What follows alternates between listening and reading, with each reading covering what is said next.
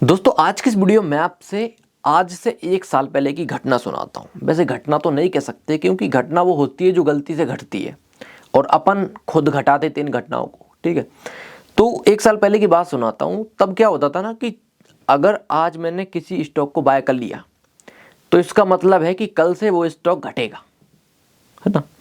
और जिस दिन मैंने उसे बेच दिया, थोड़ा बता रहा हूँ, ऊपर नीचे तो हो जाता है, जिस दिन मैंने बेच दिया तो उसका मतलब है कि तब से स्टॉक ऊपर जाएगा। तो ऐसा क्यों होता था? तो ऐसा क्यों होता था, इस सवाल का आंसर जानने से पहले जरूरी ये है कि हमको ऐसे टाइम पर क्या करना चाहिए कि यार अपन ने बेचा, मार्केट ऊपर चला गया, हमने खरीदा तो मार्केट नीचे चला गया। तो इस स्थिति में क्या करना चाहिए? इस स्थिति में सबसे पहले तो हमको ये समझना चाहिए यार कि मार्केट गिर रहा है, ठीक है। मतलब कोई भी चीज हुई इस तरह रॉकेट की तरफ जाएगी नहीं। कोई भी चीज ऊपर नीचे, हमारी जिंदगी को भी देख लो ना यार, उतार चढ़ाव तो आती रहते हैं, ठीक है। तो मार्केट कभी भी, पहली बात तो ये समझो कि मार्केट कभी भी है ना सीधा नहीं जाएगा रॉकेट की तरह, ना ही नीचे जाएगा सीधा, ना ऊपर जाएगा सीधा। ऊपर नीचे हो के ऊपर ही जाएगा, नीचे नहीं जाएगा, ठीक है। दूसरा, आप लोग ये समझो कि मार्केट कभी जीरो नहीं हो सकता। अपन ने आज फॉर एग्जांपल निफ्टी में अपन ने 1 लाख रुपए लगा दिए, तो 1 लाख रुपए के वो 80,000, 90,000, 70,000 बच सकते हैं, कोई बड़ी बात नहीं है। हो सकता है आज अपन ने 1 लाख लगाए, हो सकता है 2 महीने बाद ही अपने पैसे 1 लाख से घट के 70,000 बचे, यानी कि निफ्टी लगभग 30% टूट गया, कोई बड़ी बात नहीं।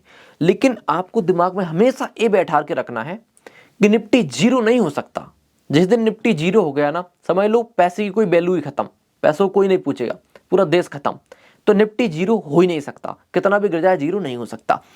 कितना भी गिर जाए उसे ऊपर आना पड़ेगा, और आता है। आप रिकॉर्ड्स उठा के देख लो, पिछले 4-5 बार के क्रैश को देख लो उठा के, तो निफ्टी जितनी तेजी से गिरा है उससे डबल तेजी से ऊपर आया है। तो आज की वीडियो में आपको 10 ऐसे स्टॉक्स बताऊंगा जो आपको तब ही बाय करने हैं। वो मैं तब ही क्यों कह रहा हूं उसके बारे में थोड़ा आपको आगे आंसर मिलेगा।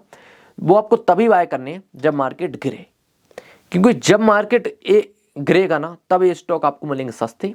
और जब मार्केट ऊपर जाएगा, जैसे कि अभी जून के महीने में मार्केट 15,200 तक आ गया था, तब इन स्टॉक को खरीदा जा सकता है। हाँ, मैं थोड़ी अपनी स्टोरी को पूरा करता हूँ। अब मेरे साथ क्या होता है, पहले का तो मैंने सुना दिया, मैंने खरीदा मार्केट नीचे, बेचा तो मार्केट ऊपर।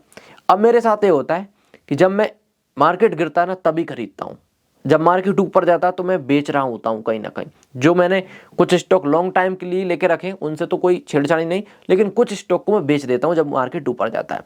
तो मैं आपको ऐसे 10 स्टॉक बताऊंगा आज की वीडियो में। मार्केट जब भी नीचे जाए, गिरे, क्रैश करे, तब इनको आप बाय करो। जब मार्केट ऊपर जाए, लाइक अभी गया है, तो इस स्थिति में इन स्टॉक को हम बेच सकते थे। चलिए स्टॉक का नाम जानते हैं। हाँ, पहले ही बता देना चाह रहा हूं कि अभी इन स्टॉक को बाय करने का कोई सेंस नहीं बनता। हाँ, अगर आप लॉन्ग टाइम के लिए 5 साल 10 साल के लिए बाय कर रहे हो तो फिर कभी भी कर लो इनको, कोई दिक्कत नहीं है। लेकिन अगर आप एक शॉर्ट टाइम के लिए कुछ प्रॉफिट के लिए बाय कर रहे हो तो मत करो उन्हें। आप तब बाय करना इन स्टॉक को तब मार्केट थोड़ा गिरे, ठीक है। तो पहला स्टॉक अपन देखते हैं। तो पहला स्टॉक हो जाता है अपना TCS, Tata consultancy services. IT company में सबसे बड़ी कंपनी। आप ये मान के चलो कि TCS कंपनी है ना, इसके जो प्रमोटर हैं, प्रमोटरों ने 4,000 के भाव पर बायबैक लिया था। मतलब प्रमोटर ने 4,000 के भाव पर शेयर खरीदा था मार्केट से, और अभी स्टॉक का प्राइस 3500 से कम है। तो समझ के चलो कि यार कंपनी में पोटेंशियल बहुत ज्यादा है ग्रो होने का। लेकिन आप तभी खरीदें, तब ज्यादा सस्ता मिलेगा जब मार्केट क्रैश करे। तो पहला हो जाता है TCS, सेकंड हो जाता है इन्फोसिस। TCS के बाद जो कोई सी कंपनी आती है वो है इन्फोसिस। IT की दोनों कंपनी काफी दिग्गज कंपनी है। और मैं तो ये मानता हूं कि अगर हम ये कहते हैं ना कि भारत $5 ट्रिलियन की इकोनॉमी बनेगा, तो TCS इन्फोसिस का एक बड़ा योगदान होगा इसमें, ठीक है। पहला TCS, दूसरा इन्फोसिस। थर्ड थर्ड बताने से पहले मैं आपको पहले बता देता हूं। जैसे कि कहा जाता है कि यार भारत $5 ट्रिलियन की इकोनॉमी बनेगा 2025, 26, 27 तक, जब भी बने, भगवान करे जल्दी बने। और $5 ट्रिलियन की इकोनॉमी बनने में बैंकिंग सेक्शन, बैंकिंग एरिया अगर बीच में ना आए तो ऐसा हो नहीं सकता। अगर भारत को $5 ट्रिलियन की इकोनॉमी बनना है तो बैंकिंग का एक बहुत बड़ा योगदान होगा उसमें। इसलिए मैंने 2 स्टॉक बैंकिंग सेक्टर के उठाए हैं, HDFC बैंक और SBI की बैंक। HDFC प्राइवेट बैंकों का नंबर 1 बैंक, और SBI सरकारी बैंकों का नंबर 1 बैंक। दोनों बैंक काफ़ी अच्छे हैं, आप गिरावट में इन्हें बाय कर सकते हैं। 5वीं कंपनी हो जाती है FMCG कंपनी, सबसे बड़ी कंपनी जिसके प्रोडक्ट आपको घर में कहीं भी देखेंगे, किचन में घुसेंगे तो आपकी नज़र उन्हीं प्रोडक्ट पड़ेगी जो हिंदुस्तान यूनिलीवर बनाती है।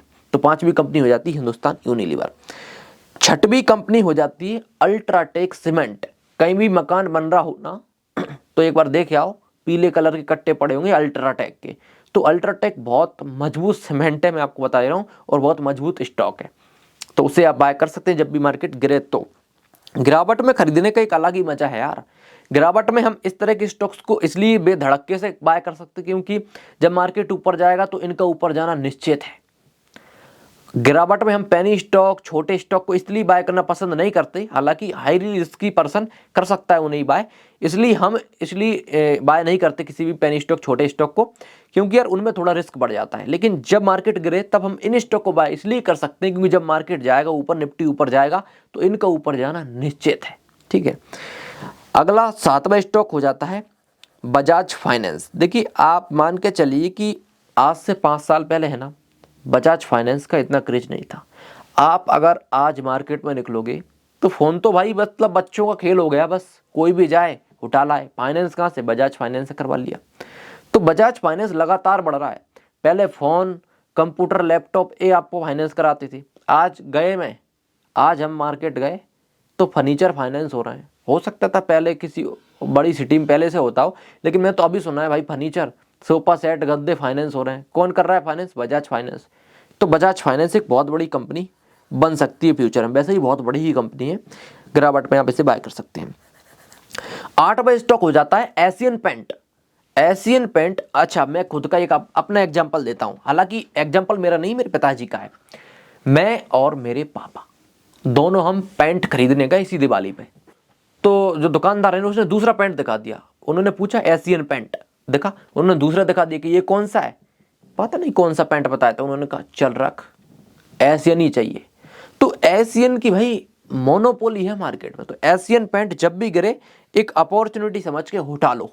ठीक है, अगर इससे ऊपर कोई कभी भविष्य में निकलेगा पैंट, अभी उसके बारे में बात नहीं करूंगा, नहीं तो लोग उसी को बाय करेंगे। ठीक है, 9th स्टॉक हो जाता है टाइटन कंपनी। आप लोगों ने राकेश झुनझुनवाला साहब का नाम तो सुना होगा, जो अब इस लोक में नहीं रहे, लेकिन उनकी एक सबसे बड़ी याद रह गई, वो है टाइटन। टाइटन में उन्होंने लगभग 4-5 करोड़ रुपए लगाया था 2002 में, और आज वह रुपए भाई 10,000 करोड़ से भी ऊपर हैं। तो टाइटन का जब भी नाम आएगा तो राकेश झुनझुनवाला साहब को हमेशा याद किया जाएगा। तो टाइटन एक बहुत शानदार कंपनी है, इसे भी आप कंसिडर कर सकते हैं। ठीक है, गिरावट में 10वां स्टॉक हो जाता है UPL, केमिकल सेक्टर की एक दिग्गज कंपनी UPL, जो कि यार किसानों के खेतों में यूज होने वाली दवाइयाँ बनाती है, मतलब केमिकल सेक्टर की बहुत बड़ी कंपनी है। तो आप इसे भी कंसिडर कर सकते हैं जब भी मार्केट गिरे तो। हाँ, अब मैं आपको एक चीज़ पहले बताता हूँ, जैसे कि देखो जब जून में मार्केट गिरा था, इसे रखते हैं अपन साइड में, जब मार्केट जून में गिरा था तब इन कंपनियों को हम बेझिझक खरीद सकते थे। एंड तुम्हारे भाई, माइक में लग रहा है, तुम्हारे भाई ने खरीदी थी ये कंपनी। ठीक है, जब हमने इनको खरीदा था, किस उद्देश्य पे खरीदा था? देखो मेरा मानना एक अलग है, थोड़ा सा हो सकता है कुछ लोग इससे डिसएग्री करें, कि अगर हम हिंदुस्तान यूनिलीवर में पैसा लगाएंगे तो हमको ग्रोथ एक लिमिटेड मिलेगी। एशियन पेंट में पैसा लगाएंगे तो ग्रोथ एक लिमिटेड मिलेगी। सिंपल सी बात है, लिमिटेड ही मिलेगी, क्योंकि ये कंपनियां ऑलरेडी इतनी बड़ी हो चुकी हैं कि इनके लिए बहुत ज़्यादा अपॉर्चुनिटीज नहीं रही। लेकिन मार्केट की लीडर है तो रिस्क भी नहीं है इधर। तो ये कंपनियों में हम तभी पैसा लगाना पसंद करते हैं जब मार्केट गिर रहा होता है, क्योंकि उस टाइम पर ये कंपनी सस्ती मिलती है। और जब मार्केट बैक होता है, ऊपर जाने की कोशिश करता है, तो ये कंपनी तेजी से ऊपर जाती है। तो जब मार्केट गिरता है ना, मैं उसी टाइम पर इन कंपनियों को खरीदना पसंद करता हूं, बाकी में नहीं। और दूसरा, अगर मेरे माइंड में है कि यार मुझे किसी कंपनी को 10 साल तक बाय करके रखना है, तो फिर हम इस कंपनियों को बेझिझक बाय करके रख सकते हैं, जिसमें हम म्यूचुअल फंड के अंदर भी इन्वेस्टमेंट कर सकते हैं। और डायरेक्ट स्टॉक है तो फिर ये स्टॉक भी बेस्ट ऑप्शन हो सकते हैं अगर आप लॉन्ग टाइम के लिए 5 साल, 10 साल, 20 साल तक इन्वेस्टमेंट कर रहे हैं। तो शॉर्ट टाइम के लिए मैं इनमें इन्वेस्ट करना पसंद नहीं करता। बाकी मैं किसी में ही पसंद नहीं करता शॉर्ट टाइम के लिए तो, लेकिन गिरावट में हम बाय कर लेते हैं किस उम्मीद में कि जब मार्केट ऊपर जाएगा। मार्केट हो सकता है 2 महीने में ऊपर चले जाए, 4 महीने में ऊपर चले जाए। तो यार आज की वीडियो में मैंने आपको कोशिश किया 10 ऐसे स्टॉक जो आप गिरावट में बाय कर सकते हैं। आपको वीडियो कैसी लगी मुझे कमेंट करके बताएं। एंड अभी हो सके तो इसे बाय ना करें, जब मार्केट गिरे तब बाय करें इन स्टॉक्स को। मैं मिलता हूँ किसी दूसरी वीडियो में दूसरी बातों के साथ, तब तक के लिए बाय।